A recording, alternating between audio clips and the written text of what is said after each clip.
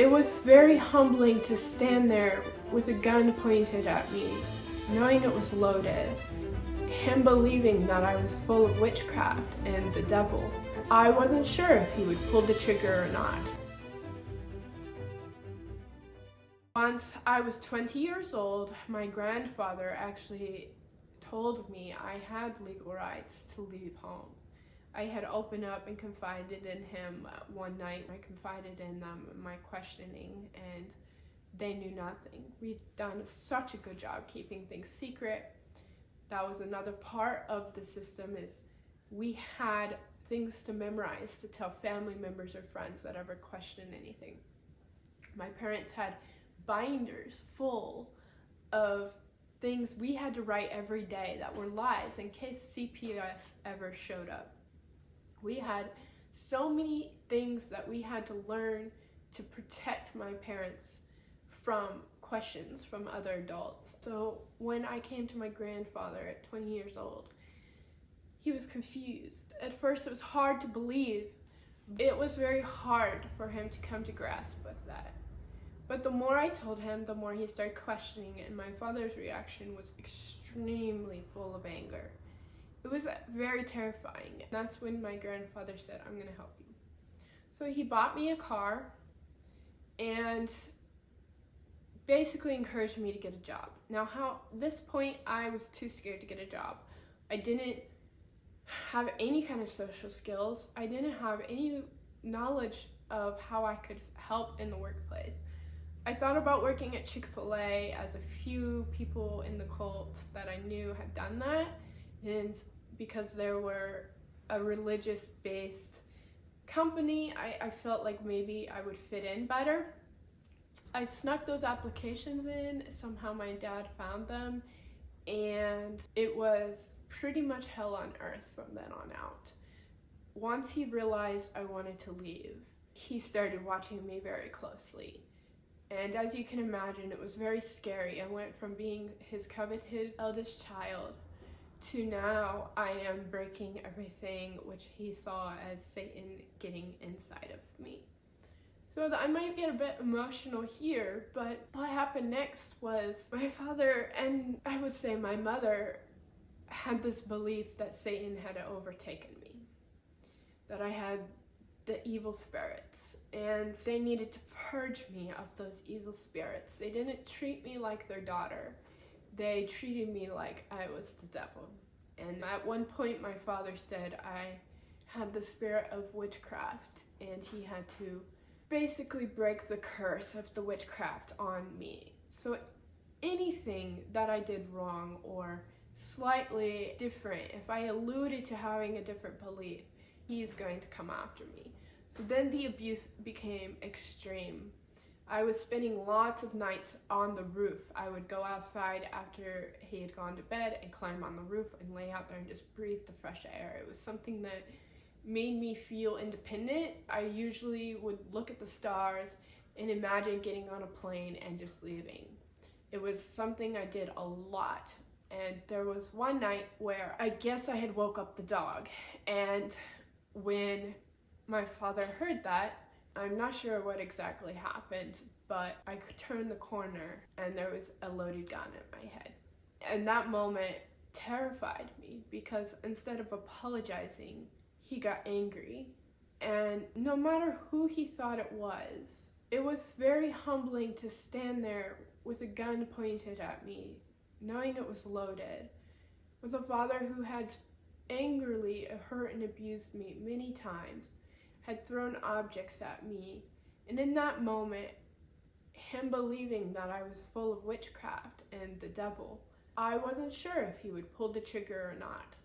And that also changed everything. I think at some point I wanted to stay and protect my siblings, and it was very scary to even think of leaving because I had nowhere to go. My grandparents couldn't take me in. I had no connection with anyone, and the people I did know would just turn me right back to my father. They would not take me in. So I had to come up with a plan, and that plan was to play the game. I repented. I did everything I could to follow the rules. We went to church and I even found a place to volunteer in ministry. At this point, my dad saw the growth in my spiritualism, and he thought that he had done his job, so he was going to look for a man to take over because I was a handful. Someone he couldn't manage anymore because he needed me to move on to a man that would follow and control me the way he taught. That resulted in him scouting out young men in the families that we knew, and that terrified me. I knew what he was doing, and I knew that I would get stuck being put into another family to marry someone I didn't want to marry. And even if I did want to marry him, it was only so I could escape, and I didn't want to do that. So it was terrifying. And when my father decided on a man, I don't even know if this man knew, but he was interested in me, and I liked the attention, but I was terrified. We were not allowed to be around boys. We were not allowed to talk to boys. The idea of being 20 years old and having this man way older than me interested in me was terrifying. I decided to tell my dad I would never marry. I will never forget that day. I was literally shaking. I told my siblings what I was going to do, and they were terrified, begging me not to because it puts them in harm's danger. And it was one of the most terrifying, knee-shaking moments of my entire life. I was holding everything in not to vomit. I didn't know if I would die that night because at that point, I was so desperate that if my father insisted on me moving forward into a courtship marriage with this man, that I would not want to live anymore myself.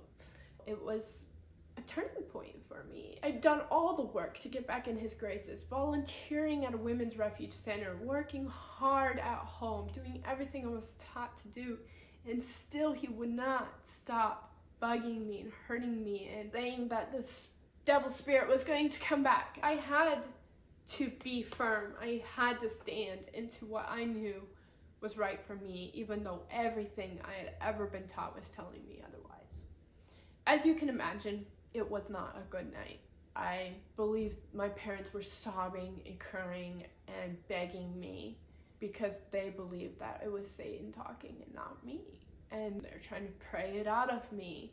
My dad even would try to touch me, tell me ways that this isn't right. It's the devil talking. This isn't our daughter. This man is good for you and he's going to save your soul. I said, no, I'm never getting married. No matter how much you want it, I will never marry. I don't ever want to be like you, and I never want to be with a man like my mother is. That brought the anger. Oh, the anger became so bad. And after that, nothing could change his mind. When I would volunteer at the refuge center, there were some nights where I would sleep under the desk. Not a lot of people knew that, but I was so scared to go home because the second he saw my face, he saw a rebellious woman that he despised because I was breaking his rules. I was standing up to him and saying, no more, this is not okay. If he was beating my little brother or son, as he was deemed my son for 7 years, I would stand between him and say, no more. He's a child, you can't do that to him. And he would do it to me. It became this power struggle. Suddenly I was the only one standing up to him. And if my siblings did too, they would get that abuse. So they mostly stayed back. I don't know, it just became so bad that I slowly, if I had any items, I slowly left them at the refuge center. I told someone, I confided in another volunteer there, and asked if I could have an empty room next to the morgue in the basement. It was empty, nothing in it, very cold. It had a toilet, no kitchen, nothing. But I was so desperate, no money, and I knew I couldn't take the car my grandpa had given me with me. I needed my sister to have that in case she needed to run. What I did was slowly planned my escape. Those were the most terrifying days of my life. I was jumping into an unknown world with no support, no money. I was a volunteer. I didn't have a job. I never had a job. And I was walking away from everything I ever knew. The day I decided to move out, I told my parents.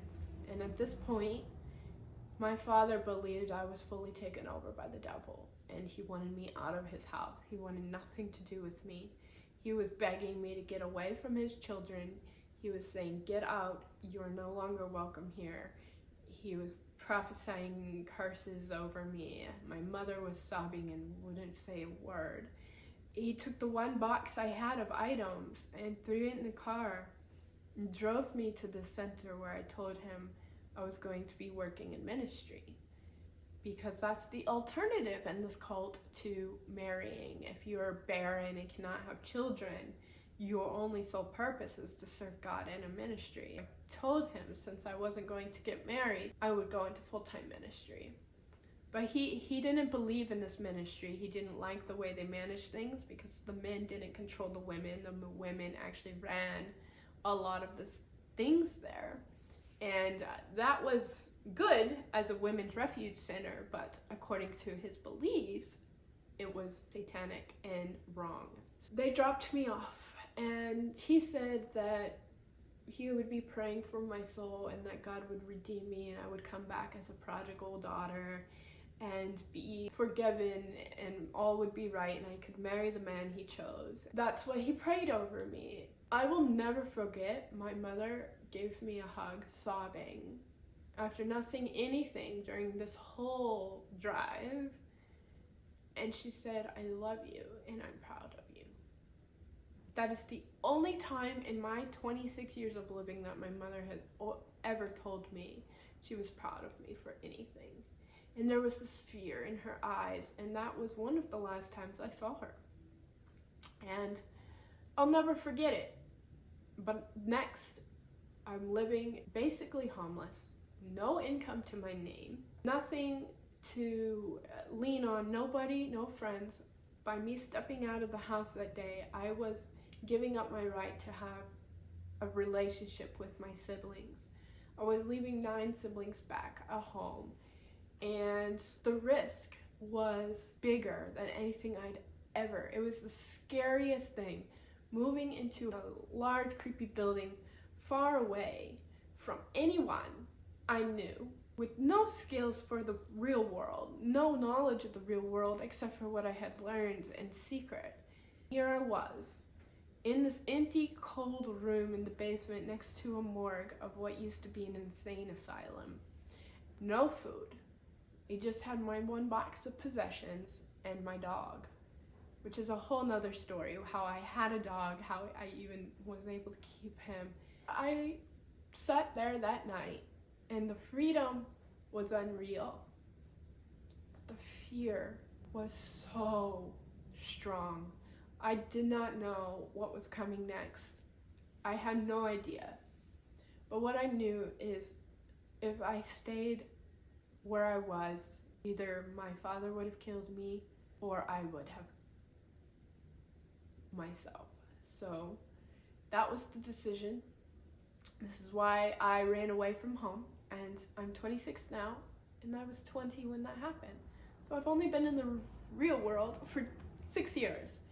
There's so much more to the story, but that is a small bit, and if you've listened this far, thank you. I cannot wait to share more and the exciting things that came after making that giant freaking leap. And here we are today. Even sharing this is a big thing. It's very hard. It took years of therapy for me to even be open to sharing my story. My goal is to inspire others and maybe open eyes to people who didn't know this sort of thing existed in this day and age, and to be more open-minded to helping others in situations like I was. A homeless, scared girl running away. I was at a women's refuge center, but not as a patient. I was there as a volunteer. No one knew the truth of what was truly going on in my life, because I didn't even realize how crazy it was. I just knew I needed to leave for my own safety. So that is the first entry part of my story, and follow along the channel. You can check out my socials and subscribe. I will be sharing more, but I will also be sharing bits and pieces of where I am now in life here in my beautiful home, whether I'm traveling the globe, visiting friends, and building my business online. I'm so excited to have you here. You are so welcome here, and you are loved.